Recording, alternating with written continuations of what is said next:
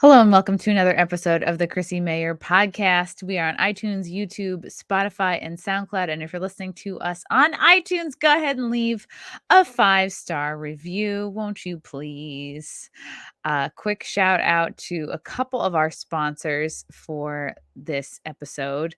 Substack. It's actually this new Substack. It's called standalone.substack.com. It's a new Substack by Melissa McCutcheon, an artist, and she was actually a former professor who quit due to the corruption of academia. She writes about topics that offer hope and insight into the bizarre groupthink world we're currently living in. You can subscribe at standalone.substack.com. It's free, and there are really valuable bits of information on here and advice regarding individual empowerment and ways to stay true to your principles in the face of adversity. She recently published a piece about the wave of resignations we're seeing in response to the vaccine mandates for companies with 100 or more employees. And she weaves in her own story about her decision to leave academia. So again, that's standalone.substack.com. And you can check out all these different postings. She talks about critical thinking, narratives, traps, uncertainty, free speech, all the topics that I love. I think you guys would really like it too. Another shout out to Cushy Dreams. I know we're all dealing with a lot of anxiety. These are crazy, crazy ass times. But I really like Cushy Dreams because you can get all the health benefits of CBD without getting high. You too can join the men and women who are sick of vapes and gummies and want to smoke their CBD. They offer very high quality CBD in tins and in pre-rolls. I personally really love the pre-rolls. They come in these sweet little 5-packs. You could just throw it in your purse or pocket. There's different indica sativa blends like relax, dream, energy, create, hustle, peace. So if you want to be a little bit more up or a little bit more down before bed, they have you covered. Go to cushydreams.com. That's cushy with a K, dreams.com. And at the checkout, use CMP to get 20% off plus free shipping. Very high quality stuff. I'm a big fan of their products. Shout out to some stand-up dates. This Saturday, I'm going to be in New Jersey headlining Tiff's Ale House, also known as the Dojo of Comedy. That's this Saturday, November 6th, 9 o'clock show in Morris Plains, New Jersey. Then I'm heading to Hyenas in Dallas, December 15th and 16th. But before that, I'll be in Little Rock, Arkansas, December 13th at the Little Rock Looney Bin. And then I'll be at the Hyenas in Dallas the 15th and 16th. And at that Texas show, I'll be with Aaron Berg and Anthony Cumia, who, if you are a Compound Media person, that should be very exciting. Love doing shows with those guys. All right, speaking of guys I love doing shows with, I got a new one coming at you. He is a Missouri radio host. You may have heard him on KWOS News Radio. And also, he was a former presidential candidate for the Libertarian Party back in 2016, back when things were simpler, when life was great. Austin Petersen, welcome to the show. Hey, Chrissy, thanks so much for having me. I am really loving this 80s video game aesthetic that you have going on here. Video games, yes, it's my Saved by the Bell shirt. Yeah, I feel like I want to push you into a locker. Yeah, right. Or yeah, exactly. Or this is like a 1980s arcade carpet, right? So when you walk into like an arcade from the 1980s, this would have been like the pattern on the carpet. Oh yeah, and like when you would go on like roller skating parties, you go to like a roller skating rink, and like that pattern would be like the carpet on the walls, and it would just be all like a furry carpet. These were just simpler times, Austin. What happened? You look too young to have run for president. Can you explain that? Yes. A moisturizer, like I use dishwashing soap on my hair. Do you really? No, but I mean, I posted this meme the other day about how men can like wash their hair with dishwashing soap and still look beautiful, right? And like women have to use all of these expensive products and stuff, and men can just do like basically nothing and look like me. Yeah, it's a real trick. I spend so much money, but then you'll meet like an old Italian lady who's like, I just use ivory soap and prayer, and then her skin will look. I feel like a lot of it is genetics And right, if you smoke or if you drink, I don't know. I think maybe 30% of it is like products. But Well, if you sell your soul to the devil, that also helps. true. Were you ever tempted to sell your soul to the devil? Probably not if you're a libertarian. No, but I'll tell you one of the funny jokes. Like, well, I ran for office in 2018 as well, unsuccessfully. But one of the Ooh. well, it was funny because like on Facebook, I had liked the page for the Satanic Temple. Just, What? well, it was just I just wanted to get the updates and see what they were saying because they say some weird, wacky stuff. I just wanted to get them in my stream. And so, like, I was running as a Republican at the time. And so, like, this whole rumor came around and was like, everybody in Missouri was like, oh, is he a member of the Satanic Church, the Satanic Temple? He likes them on Facebook. It's like, dude, just because you like somebody on Facebook, a page on Facebook does not make you a member of the Satanic Temple. But No, you got to see what they're up to. Yeah. You got to keep an eye on. So I want to know, Austin, how you went from child model. You were a model for FAO Schwartz. Well, so that's funny. That's a funny story. That's hilarious. So yeah, I did do modeling back in my younger days. I'm 40 now. But girl, you don't look it. Oh, well, thank you, girl. Always good genes. But no, I do. I worked at FAO Schwartz, the toy store, and that was when I got to be a guest on the Conan O'Brien show because he came to FAO Schwartz. And I don't know if you've ever been to FAO Schwartz in Manhattan, but they have like these but they have like the toy soldiers, right? Well, it closed down. It's been closed for a few years, but yeah. Yeah, that's probably my fault. That's probably my fault. But I was a toy soldier at FAO Schwartz in Manhattan, but at the same time, I was also like, trying to do this, right? Get in the entertainment business, try and like get on TV and make a career and stuff like that. But yeah, I used to do like there's photos out there, and I'm glad they never surfaced in my campaigns of me, shirtless, in underwear, modeling, and like generally looking, like Derek Zoolander, essentially. But I don't know. I think it could have helped you. Yeah, I'm not sure. The number one thing that like people always ask, they're like, "Why aren't you married? Why aren't you married?" Like, do you really get that a lot because you're kind of involved? You're like poking your head in government life. Yeah. Well, so I literally just got married like 2 weeks ago. So shut up, everyone. Shut up. He's off the market, ladies. Yeah, for some reason, like people think that that's like the most important thing. Like, if you're going to be in office, you need to be married. People need you to be a part of the community. And you're not stable, right? Yeah, exactly. You must be tied down like the rest of us, right? So society places, you learn when you run for office, society places a lot of demands that are kind of unspoken demands on the people that they choose to wish to represent them, right? And it's kind of like, it's very tribal, right? They're like, oh, do you smell like one of us? It smells real weird. Does it smell like one of us? It's kind of like, okay, you gotta try and fit in. We're sniffing you out. Yeah, they sniff you out, right? Yeah. Yeah, I wonder if it's because they look to your ability to handle responsibility and commitments, and marriage is like a really good example of both.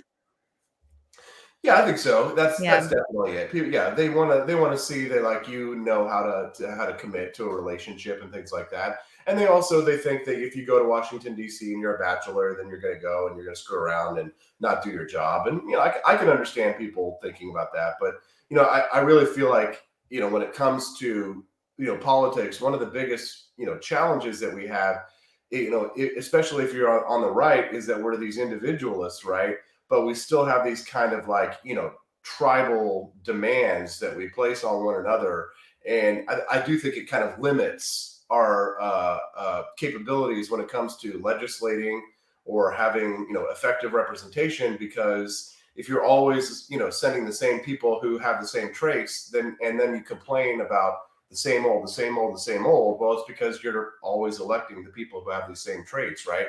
So it's tough to break out of the mold when conformity is so important to so many people, right? And I've never been much for conformity. Do you think this is just for the Republican Party or like all of DC? No, actually, I think that's a societal thing, right? I think Republicans, Democrats, everybody kind of has that same kind of like mentality of in group, out group, right? It's kind of like a social psychological issue that you face.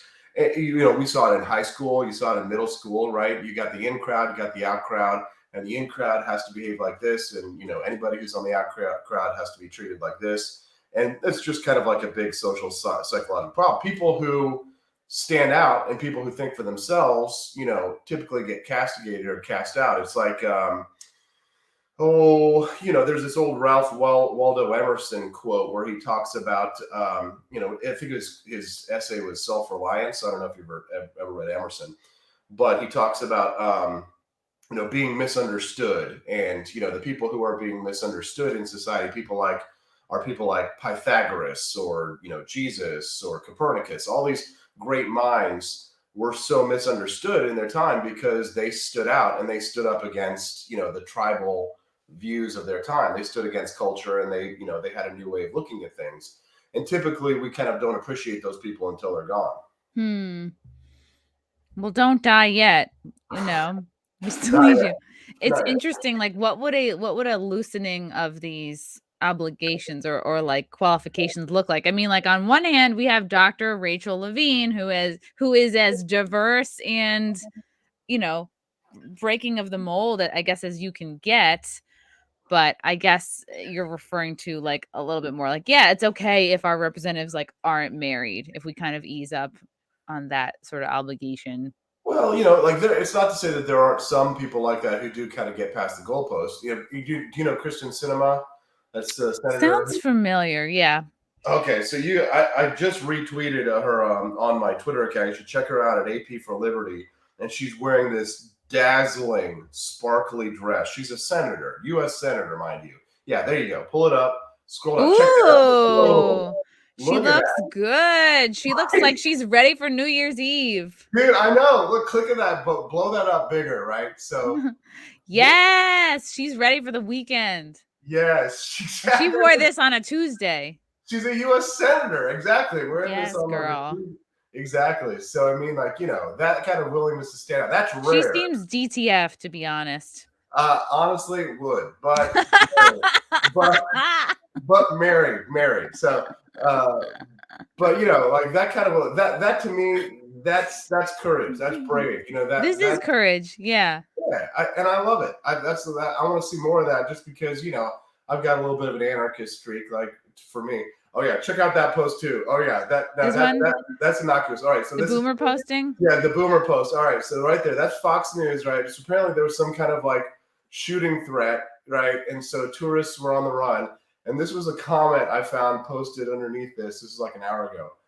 That's what they get. No American should be vacationing in a third world country unless they supported the economy of every one of these United States. Well, that's like not really. No, I mean, God, that's not a reasonable expectation there. That's a very unhappy person. But oh yeah, that's most of Twitter. Yeah. Oh yeah, it's true. But Twitter is not real life. God, I tell you, I forget that all the time. Me too. But we got to remember that. When you get your head away from the screen and you look around at the world around you, at the splendor and the majesty of what is real, like you forget that Twitter is just not real, right? The people on there are manic, they're depressive, they're bots. They're propaganda, like they're foreign intelligence agents, spreading propaganda. So, but it does mess with you. I don't know about you, but every once in a while a tweet will get me, and I'll lay awake at night and be like, God, I wish I hadn't read that. You know what I mean? Like, you lay awake at night thinking about tweets. What like bothers you the most right now? People like I kind of live a life in public, right? So people know me personally. So if somebody says something hateful that's like really personal, like about it's maybe a family member that they know, or something okay, like something like personal, because like it just get because I'm a big feeling guy, I wear my heart on my sleeve, and I'm kind of like not afraid to. And lightning bolts and other neon shapes on your sleeve. Yeah. Yeah. So yeah, That's the price you pay, right, for being in the public eye. You know, It's true.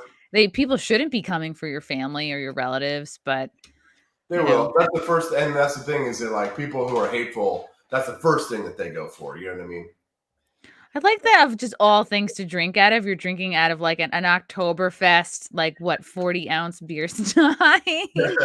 It's water, Exactly. but Yeah, yeah. it's more. I like that that's just what you have. I feel like you have a little bit of a bachelor pad situation going on there. Yeah. So this is my karate dojo. This is. You think I'm joking, but I'm actually not. Ah, This is like karate master whose style I've studied for years, and okay. this is like a famous Japanese painting right here in the background. Oh, wow. But like right here is where I kind of like do my when COVID started, I needed to work out from home, so my my wife and I started doing karate here in the house, and I was like, well, why don't we like take this room and turn it into an actual Japanese Yeah. style dojo? So this We can is have a like, room to kick each other in. Yeah. exactly, yeah, exactly. So we've got like, you can't really see it here, but I've got like a Japanese like battle rifle on the wall over here from World War II. And Cool. then like, yeah, like a bunch of like, you know, advertisements for ramen noodles and stuff like that. Very Asian. Yes, I love it. Yeah, yeah. Just like anything Asian we can put in this Yeah, room. fucking weed. Ramen, old dry cleaning receipts. Let's do it. How did you what made you want to get involved in politics?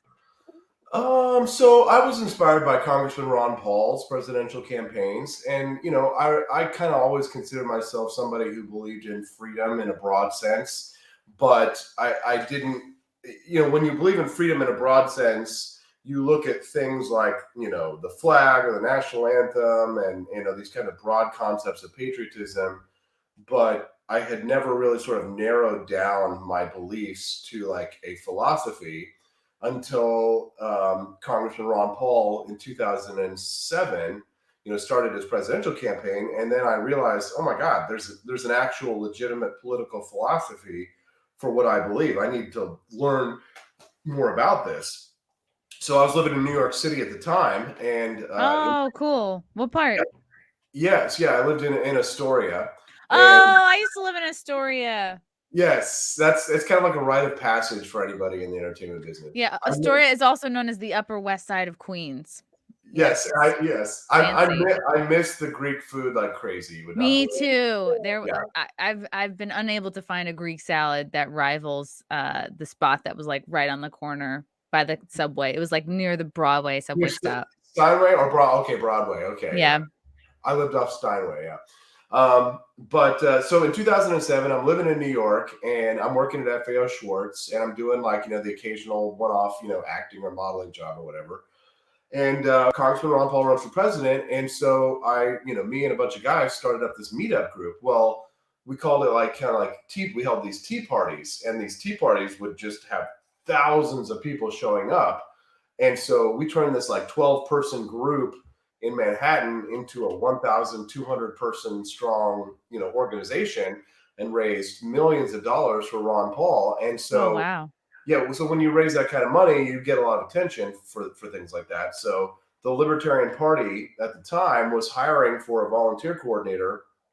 So in 2008, I got offered a job to go work for the Libertarian National Committee in Washington, D.C. So that's kind of like how one thing led to another. I worked for like a bunch of various think tanks, and I ended up at Fox Business Network for a couple of years as a producer. Oh, cool. And so I've had a pretty diverse career in like, you know, liberty circles.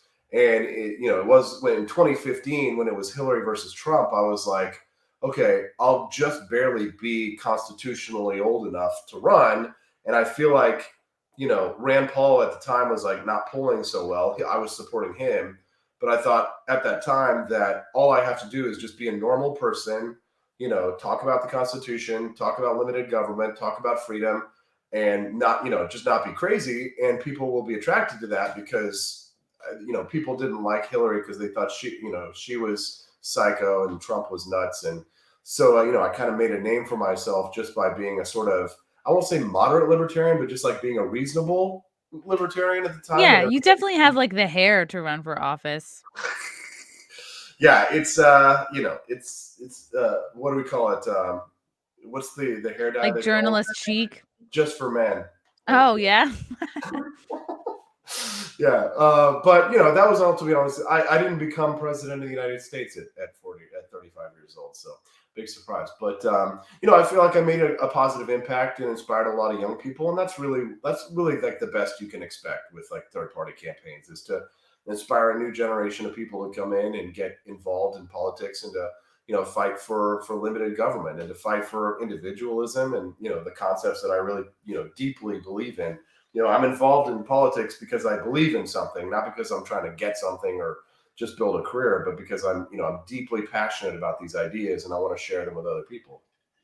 Did you have a journey where you were maybe more came of age kind of like as a Republican and then realized you were libertarian, or did you come from it like like I was a total lefty right out of college, and then it took like meeting Larry Sharp for him to sort of like gold pill me. That's a phrase you libertarians like to use. I'm like, what is it? Gold member? Yeah, that's funny. Yeah. Larry Sharp's an awesome guy, by the way. If you're gonna meet any libertarian, then he's the guy that you want to meet. Like, good. Not first you. No, I mean, I could be abrasive, and I'll you know what? I'm polarizing, so that's good and bad. Like, you either really like me or you effing hate me, and that's just how I've always been in my life, and I admit that. But Larry Sharp is much more of the speaks to the masses much better. But yeah, I mean, for me, party is always about like party isn't about ideas, right? A party is just about a political strategy.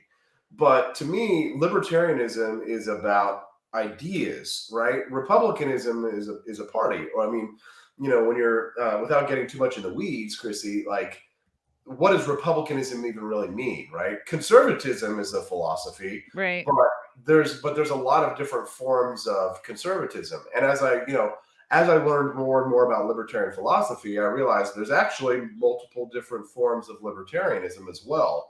So, I run in the spectrum, where I'm not an anarchist, but I definitely believe in a lot less government than most Republicans, right? So I'm not a conservative. And so, if you're getting into the nitty gritty, I call myself a minarchist, which is a minimal, like basically almost an anarchist.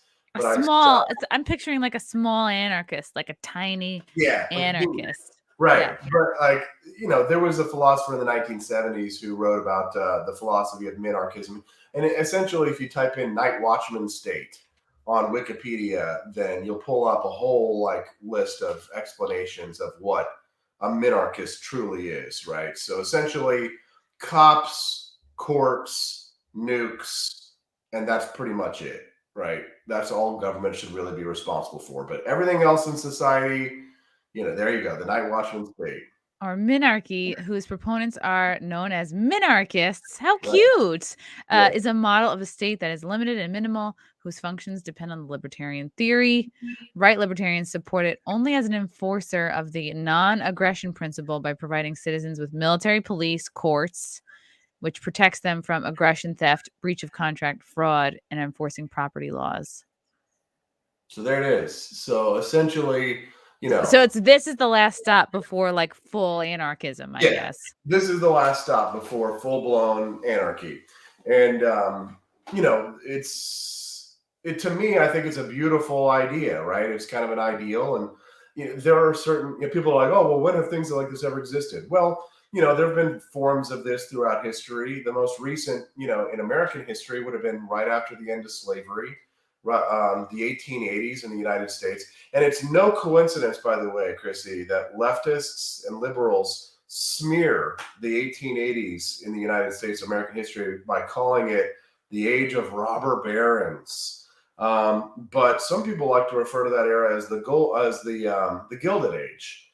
And it was a time of property rights. It was a time when women were organizing for the right to vote. It was a time when women were starting to own property here in the United States, and it was a time when we had a currency that was backed by something substantial like gold. And I feel like people denigrate that time in our history, but it was one of my favorite presidents. Grover Cleveland was president of the United States at the time, and he was, I won't say he was a minarchist, but he was much more of a classical liberal.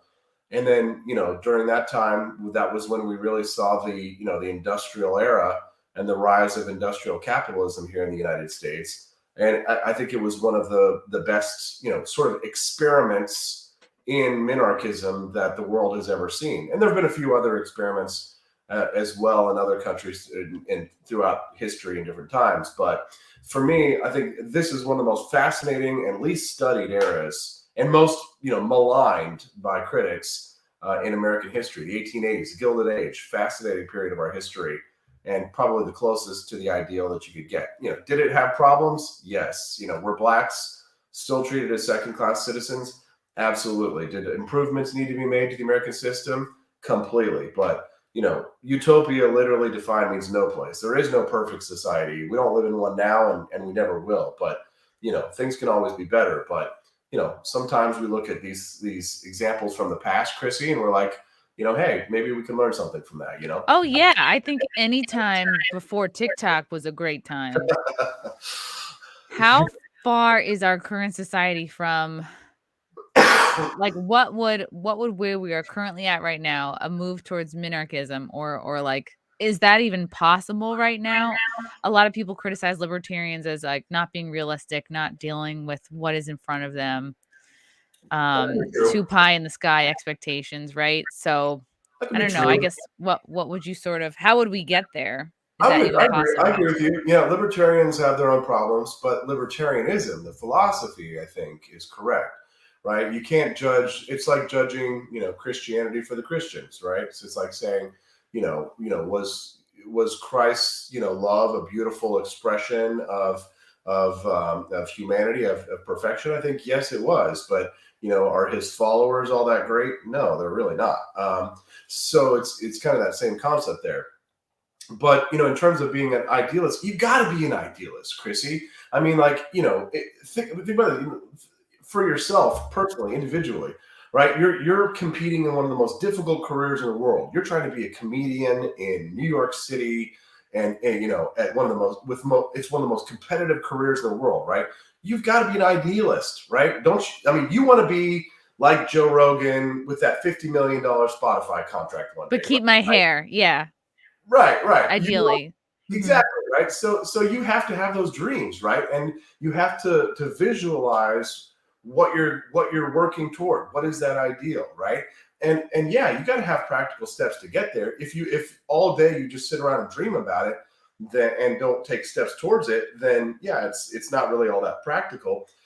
But like, you're doing it. So if, like, for example, this podcast, right? Getting your name out there, right? Building up your Twitter following and going out to do gigs and stuff in New Jersey, and getting your sponsors for this podcast in here. Those, every little building block, every little step is a portion on that path.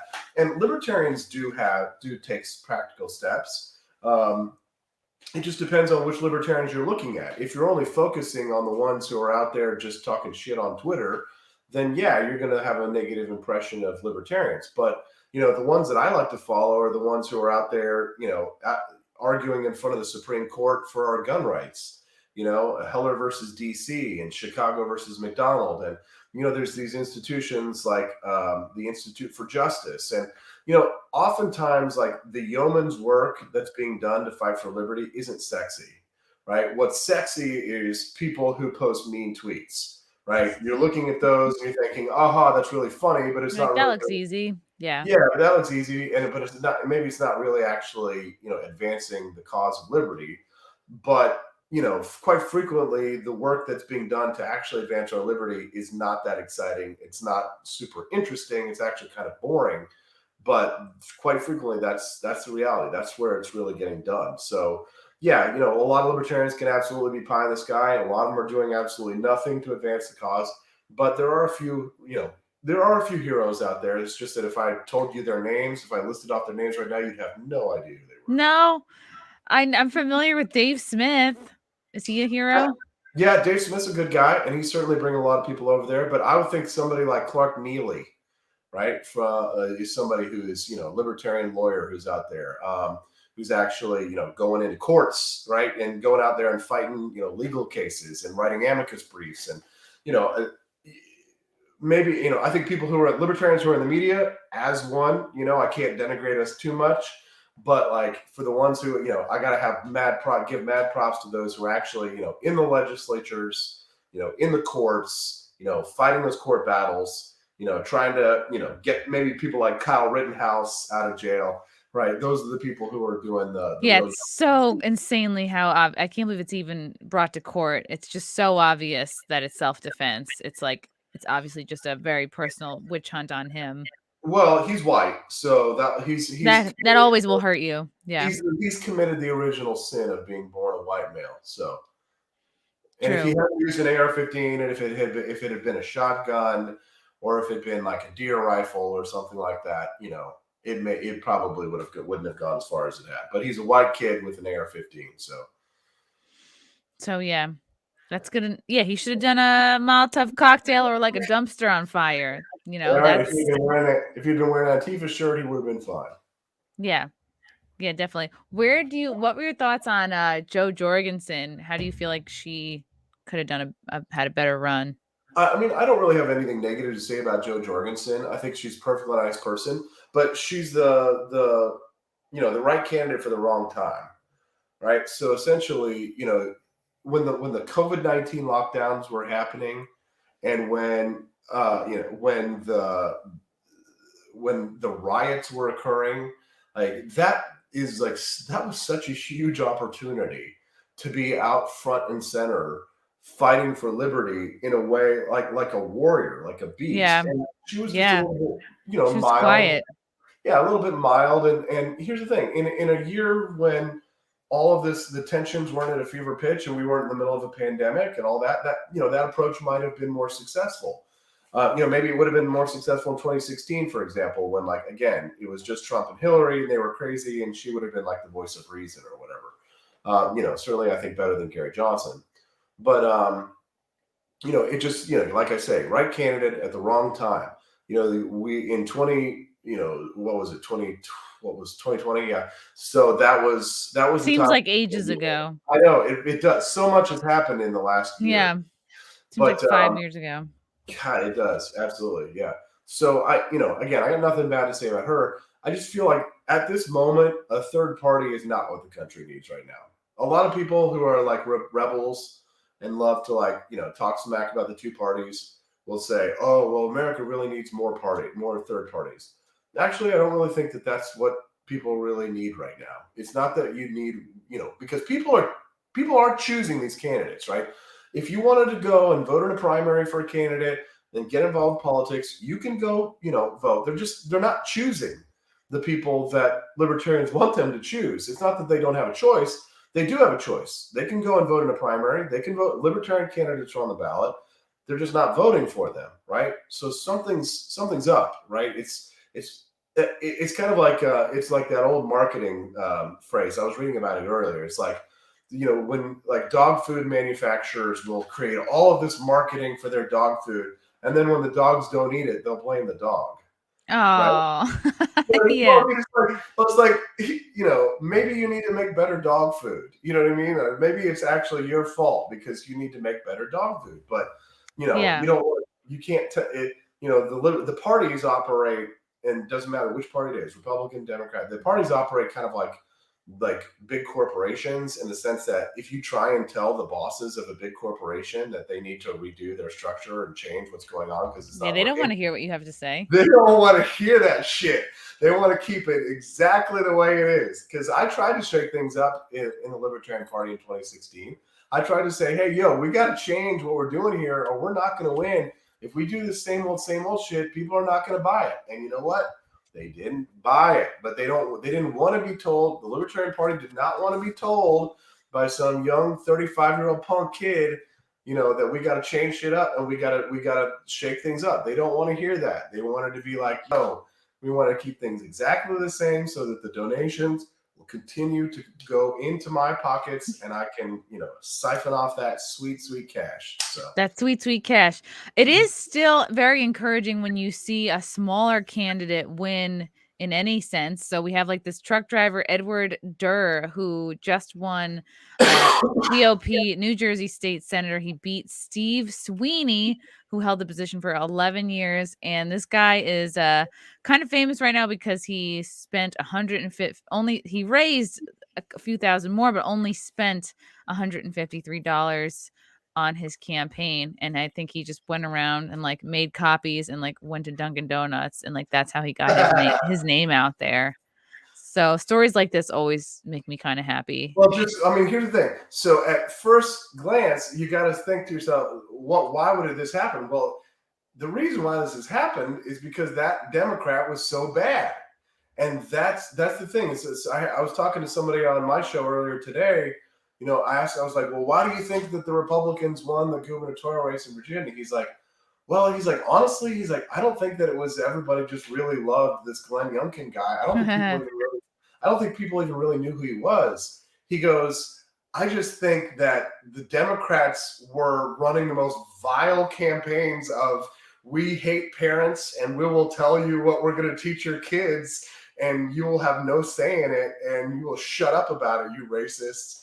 And that's why they lost. So it wasn't that the Republicans won so much as it was the Democrats that lost, And even still on mainstream media today, the CNNs, the NBC, the MSNBC, as they recap, they go, "Oh, I guess Democrats had the mood wrong," or they're like doubling down on denying the fact that CRT is being taught in schools yet. Right. They said the CRT is not real.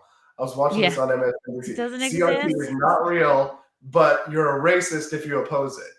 Yeah. So if it's not real, how can you be a racist if you oppose it? Yeah. But, and then what was it? Alexandria Ocasio-Cortez. She's like, well, the Democrats weren't radical enough. I'm like, babe, girl, that's not it, honey. That is not it. But everybody lives in this world of confirmation bias, right? We're all just trying to confirm our biases. Everybody's going to see into it. Everybody on Twitter last night was just like, this proves exactly what I said. Left, right, libertarian, it didn't matter who you were. Everybody's biases were confirmed by what happened in Virginia, right? It was white supremacy. Okay, well, it's like, the problem is that like when you kind of look at this from outside the box, you just kind of like, nothing's changed. Yes, something has changed, but has anyone's minds been changed? Maybe a few people here or there at the margins, but I don't know. Not to be too cynical. You sound a little cynical. Yeah. Little bit. And then there's kind of like a dead heat going on in Jersey for the governor race between Phil Murphy and Jack Citarelli. I think he just posted on his Twitter like that there's like maybe 1% left of the vote, and he's like, we're gonna wait till it's all counted. Here is Jack's. I mean, I don't know. He seems like a likable guy. Here's him talking about how he's like, time for another Jack chat. This might be the most important Jack chat yet. So please watch and share. 2 days ago, he at least doesn't look like a gay mannequin in the way that Phil Murphy looks. To win the race for governor here in New Jersey. Despite what the polls, press, and pundits were saying, I knew I could win. Why? Because every time a governor of this state has taken us too far off track, the decent, hardworking people of New Jersey have always risen up and said that's rated by about 1%. Okay, so we're at 1%. 4 million ballots counted. There are still tens of thousands of vote by mail and provisional ballots yet to be counted. And then, of course, you see, the governor's victory speech like last obviously, night, Twitter's going, "Oh, it's no one should be declaring victory." I think Ian Smith, who runs the Belmar gym in the Tillis gym in Belmar, he's like a big anti-censorship. Like he is anti-mandate. He's kept his gym open like pretty much nonstop. He's getting fined like up the wazoo, and he was showing screenshots like, oh, look at all these counties that flipped, just over a couple of hours. There's people who think there might be some election shenanigans going on here. Well, what was funny too is that like last night, when was it last night or the night before? Irregularity. the Republicans and right wingers, before the race was called for in Virginia for the Virginia candidate, they were already like, conspiracy theorizing about, the stolen election and all that kind of stuff. But then once the Republican won, it was like, right? So it's kind of like, when the election is stolen when you win, and it's when you lose, and when you don't lose, then the election is not stolen. I mean, after 2020, it's not a crazy thing to have real concerns about election integrity. Like, that's not just being a sore loser. I think so, but like the problem is that like on a national level, like because all of the voting like processes in each state are so different. Like it's I'm not saying it's impossible to rig a national election, because I know that like statewide elections have absolutely been rigged in the past and been proven to be rigged. Like Lyndon Johnson's campaigns are like some of the most famous examples of that. But on like for a presidential level, like when it comes to like, you still have an electoral college, right? And it's like, so it's massively difficult to rig something like that.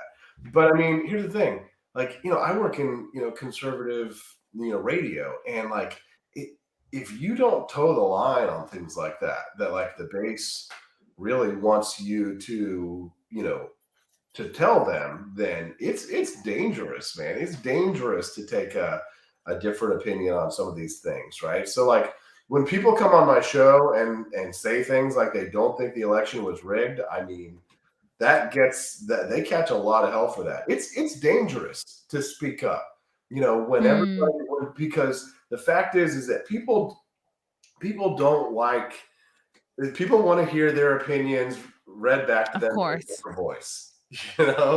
So it's that's why you don't see more people sort of stepping up and standing out, right? In order to do that, you kind of have to have like the Joe Rogan fuck you money in order to really be free. You have like, I'm surprised you haven't brought up Dave Chappelle yet tonight, but I mean, like, in order to be a comedian like Dave Chappelle and to say what Dave Chappelle says, you have to have fuck you money, of course. Because Chrissy, I mean, for God's sakes, if you said the things that Dave Chappelle says in your stand-up sets, do you think you would get booked? I don't know. I've already been like canceled kind of a lot. I think it would be just like pretty similar, just with more money, Right. But I mean, like, if you had fuck you money, you could go do your sets, say whatever the hell you really want, and then not have to worry about it. But I mean, like, can I ask you honestly, like, is there some small part of you sometimes that gauges, should I do this joke not because it's funny, but because it might not go over very well with the audience? Well, like, what I talk about on the podcast is different than what my stand-up set is like. And even I've had people be like, oh, wow, I expected you to be way more political in your stand-up. Like, my stand-up is a result of like 11 years of like writing jokes. So it's not just who I've been in the last 2 years. It's like, it's kind of been like a lot of my whole adult life, like a reflection of it. And I definitely know politically where the audience is lying, like definitely during the host set, or at least during the feature set, I can be like, okay, what are they laughing at? What's turning them off? My goal is not to divide the room. But on the other hand, like if I think something is really funny and it might be a risk and I might get some groans, like I'll definitely still go for it. Like I really try not to censor myself. Like as long as it's funny, I'm going to do it. What do you think? Did you watch Dave Chappelle's most recent special? Yeah, I did. And like, I've talked about this on other episodes, and a lot of people agree it wasn't his funniest special. And, he had a lot to address because he is not going to be like, up on Twitter responding to people for like months and years. Like this was kind of like his big response to questions people had been asking of him.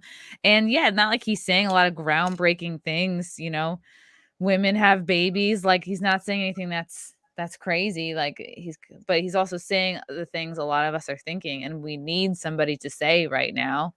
Right, it sucks that it takes somebody like him to just say something so basic, something so basic such as like women are the ones who can have kids. But isn't that amazing that how much the culture has shifted? That like him saying that is an act of courage. right? But at the same time, like then they have like the insane trans community, like hearing what they want to hear, or not even bothering to listen to his special, and then just coming out with their criticisms, and Right. people give them the time of day because they're a protected victim class.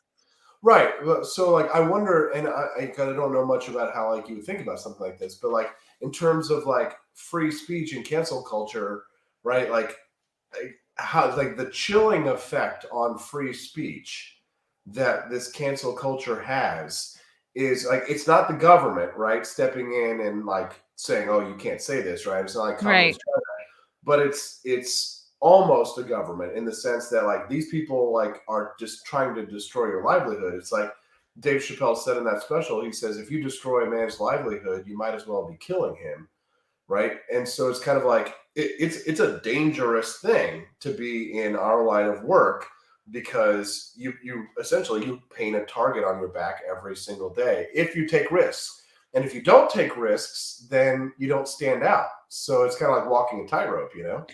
Yeah, especially like even on you got to just learn and be smart, and like if you have a channel on YouTube, it's knowing what things not to say that are going to get you banned. Like if you have a Twitter account, especially like I try to be like creative with jokes, and I try to get my point across, but like through jokes or in a joking way. So, you're less likely to be accused of like one horrible thing or the other. And you'll always have haters. You always have people who want to purposely misunderstand you to throw you Right. under the bus. But it's all about like, yeah, learning how to express yourself and be true to yourself without compromising too much at the same time, like being smart and not taking like unnecessary risks. Yeah, no, you're right. Yeah, that's a good point. So, but it is tricky. It does suck. And I feel very much like I've been called to fight for this. I didn't care about anything political like a couple of years ago. I just was like, I didn't see how it applied to me at all. And then I was like, oh, like I might I might not be able to make fun of certain groups of people. What? I gotta stand up for this. Well, there's like that old quote. It was like, if you want to know who rules over you, then find out who you can't make fun of. Yeah, it's so true. It's so important. We gotta laugh. From Matthew Mahler, interview the redheaded Petersen. She's way cooler. Is that your wife? That's my fresh new fresh wife. Ooh, I like a fresh wife. Freshly wifed. From Rob George, AP and Steffi were friends of mine way before they got married. I can't think of a more perfect match. Aww. Thanks, Rob. How did you meet her? Did you already tell me? Yeah, no. So she saw me when I ran for president and came to a speech that I gave at Hillsdale College in Michigan, and she sat in the front row, and I remember I met her there, and then she volunteered for my Senate campaign in 2018 and came to Missouri a bunch of times and was like #1 volunteer, worked harder than anybody else ever has. And the thing that kind of like changed our relationship dynamic from like friends to like, yo, well, this is special now. We went on a trip together, canoe trip, and it was like there was this cave. Did you get in her canoe right away, or did you? No. So we like got off the canoes, went into a cave, and like I'm like just in my swim trunks, and she's in her bikini or whatever, and we're like walking through the cave, and at one point it's like, if we were all helping each other to like get across this like chasm or whatever. And then we got across the other side and everybody's fine. And then I like feel this little arm like slip around my waist and like squeeze my love handle. And I was just like, I was like, ooh, I was like, zing. And I kind of felt that kind of, I kind of felt like I was like freezing. And then all of a sudden I wasn't cold anymore. And I was just like, oh, okay, something special is happening here right now. And then we went into the cave as friends, and we came out as something Wow. Else. Where's this cave? It's here in Missouri, the Current River in Missouri. Yeah. Okay, cool. The Love Cave. Yes. Go to Missouri if you guys want to find love. Or this is a perfect time for my other ad read. Some of you guys might be upset with some of your dating apps right now. We all know that they're mostly terrible. They're superficial. You're swiping faces. You don't know who's an expert, who's not. feels like a waste of time. The solution is values-based matching. If you're conservative, things probably won't work out with someone who's a total lefty. Same with religion, lifestyle, how to raise your kids, other core values. Sure, somebody could change to meet you where you are, but why not just meet somebody right at the gate who values what you value? Jerome is a new free new values-based dating app. You pick your deal breakers and deal makers. Jerome is also video only for more human interactions. So go to jerome.date/CMP in your phone's browser, click the iOS or Google button to install. Use the invite code CMP to sign up. And if you're already matched up, like Austin here, you can tell your friends and you can tell your partner to tell theirs. That's DROM.date/CMP. Design and meet your perfect match. It's free to use. Woo, baby, I'll go on there. I'm so thankful that I don't have to use dating apps. Which ones were you on? Well, I did Tinder, Hinge, Coffee Meets Bagel. I mean, I did them all, man. And it was, by the time, like, you know, Stephanie and I started dating a few years ago, it had started to get so toxic on these dating apps. Swipe left if you voted for Trump. Like, at the time, I hadn't voted for Trump because I didn't vote for Trump the first time. But, like, I was swiping left on those profiles because I'm like, I don't want my politics to be like the front and center upfront reason why I have to like meet someone or like to qualify for someone. Not to say that those things are important, but like Trump really broke a lot of people, Chrissy. Yes. Yeah. Broke them. It's like, I don't get it. I don't understand. It's like earlier today, I was talking about something completely unrelated, and somebody was like, well, January 6th was worse or something. Yeah, right. Like, it was not a big deal. It wasn't a big deal. A bunch of like police officers got like, you know, heart attacks. Yeah, they got heart attacks, but you know, that's the least that they can do for American freedom to defend our democracy, whatever. Yeah. But I mean, I'm just like, the amount of people who have Trump derangement syndrome is just massive. And here's the thing: without Donald Trump, what do the Democrats have now anymore? I mean, I think that's why they lost. They have Ron DeSantis, and they have January 6th. That's it. But Ron DeSantis doesn't say anything near as crazy or stupid as Donald Trump does, and that's why he's even more dangerous because he doesn't more boring. Mm-hmm. Yeah. Yep. Exactly. He's more boring, and that's more dangerous. That's much more dangerous to the left. Aaron A. says, I called AP and Steffi at the Senate campaign duet. Okay, yeah. So I did karaoke fundraisers for my campaign where we would like sing, and Steffi came in and before we were dating, she would like sing duets with me. And so Aaron Abel, who's my buddy there, he like knew that we were going to be a thing when he saw those duets. So. Oh, what was your song? So we actually sang it at our wedding ceremony too, or our wedding after party. It was Cruisin'. Have you ever heard of Cruisin'? Smokey Robinson? Yeah, I think. So like the duets version was like Huey Lewis and Gwyneth Paltrow. They did in this movie Duets. So Steffi and I sang that for the campaign, and then we sang it at our wedding the other day. Oh, that's precious. Cool. Yeah. Yeah. It's like, all right, you're glad to be off the market, but at the same time, you didn't like feeling kind of pushed to do it by the party. Yeah, I didn't like that. I didn't like that feeling because you know they automatically assume that you're gay, right? If you're not married, then you must be gay. Especially with a shirt like that. Yeah. It's true. It's true. But it was funny too because like I had like. I think I was like during the campaign, I had like two different girlfriends at the time, like one at the beginning of the campaign, and then we split up and I dated somebody else, but I couldn't like trot them out, you know, right.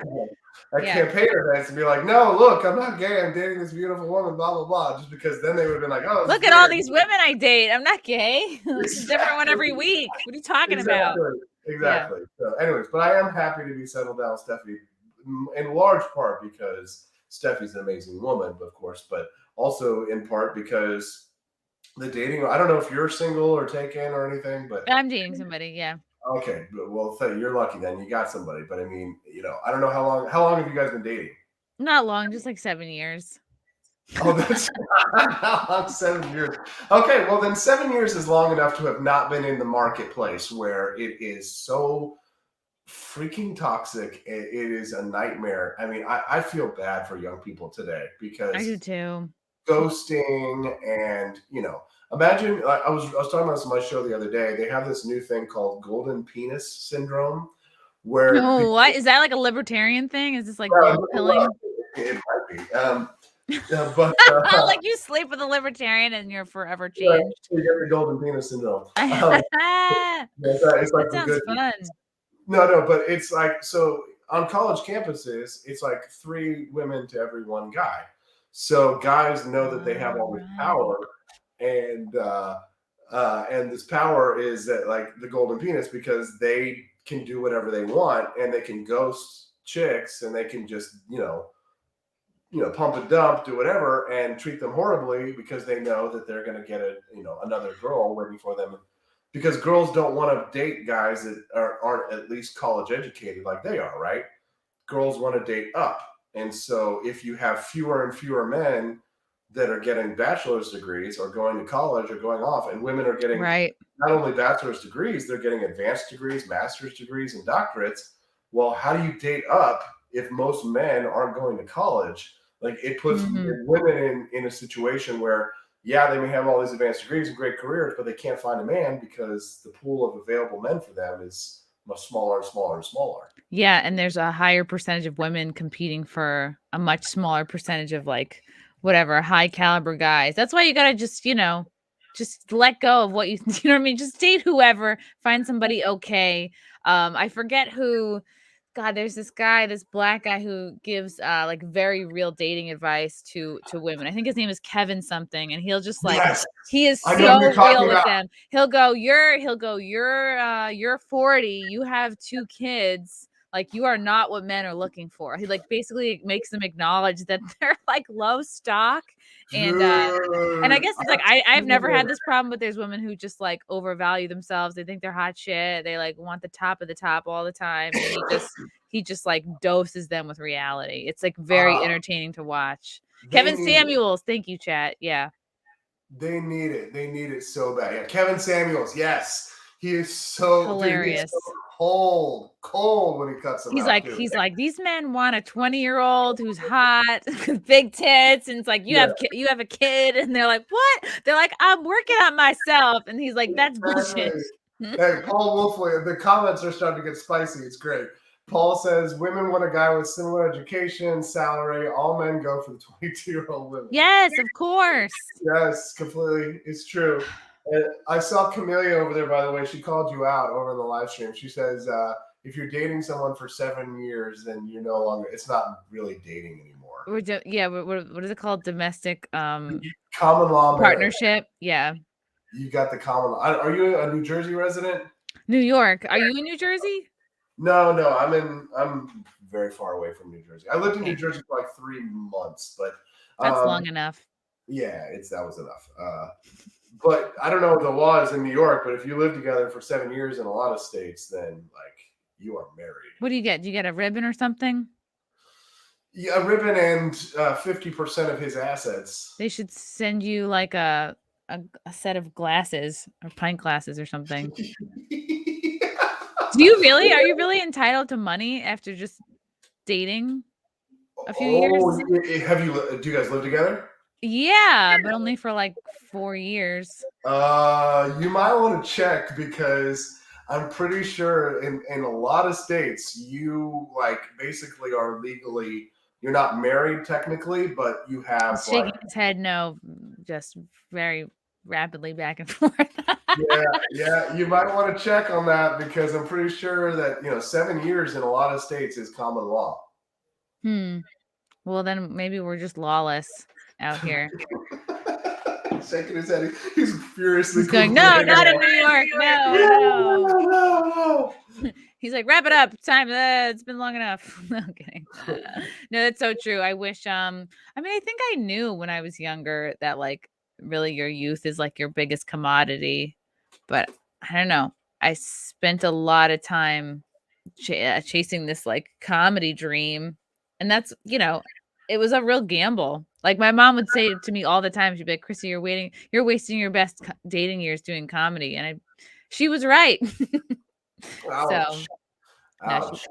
she was just Well, like, she was just keeping it 100. So yeah, Chrissy, it's that time. it's that time. Austin, where can people find you and follow you? What is coming up for you? Yeah, I'm AP for Liberty basically everywhere. You type in AP for Liberty on Facebook, Twitter, Instagram, then you'll find me there. What's coming up for me right now? I don't have any plans, no tour dates as of yet.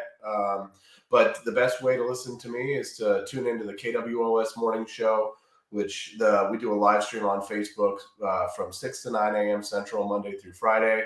So if you go to Facebook, just type in KWOS Morning Show. You'll find me there and join the live stream. It's a lot of fun. Awesome. Austin, thank you so much for coming on the show. Thank you, chat, for your questions and comments and super chats. And we will see you next time. Bye. Thanks, Chrissy.